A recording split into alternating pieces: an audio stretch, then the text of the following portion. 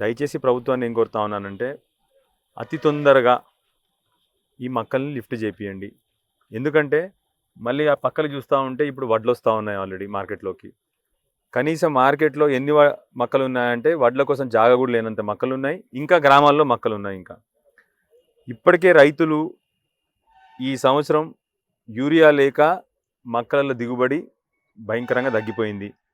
ఎప్పుడైతే యూరియా అవసరం ఉండిందో మక్కలకు, ఆ రోజు మక్కలకు యూరియా దొరకక రైతులకు కష్టాలయ్యి కనీస దిగుబడి ఈసారి తగ్గిపోయింది.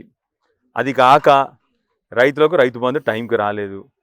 అది కాక అకాల వర్షాలు. అది కాక మళ్ళీ ఇప్పుడు మార్కెట్కి వచ్చి ఇన్ని రోజులైనా కూడా ఇంకా మార్కెట్లో నుంచి మక్కలు కొనడం జరగలేదు.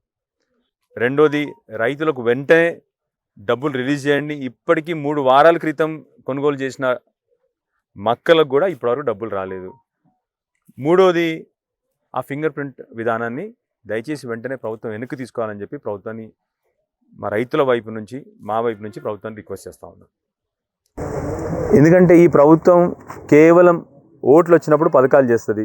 ఓట్లు లేనప్పుడు ఈ ప్రభుత్వానికి ఏమాత్రం ప్రజల పట్ల ప్రేమ కానీ, ప్రజల పట్ల ఏమైనా బాధ్యత కానీ లేదు ఈ ప్రభుత్వానికి.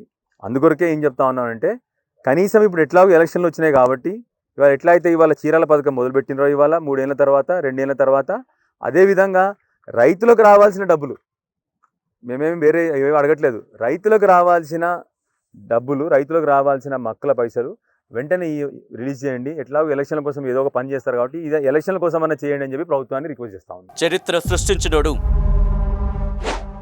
ఇప్పుడు ఆ చరిత్రని తిరగరాయబోతున్నాడు. అబద్ధాల గోడల్ని బద్దలు కొట్టి నిజాలను రాగా మీ ముందుంచబోతున్నాడు.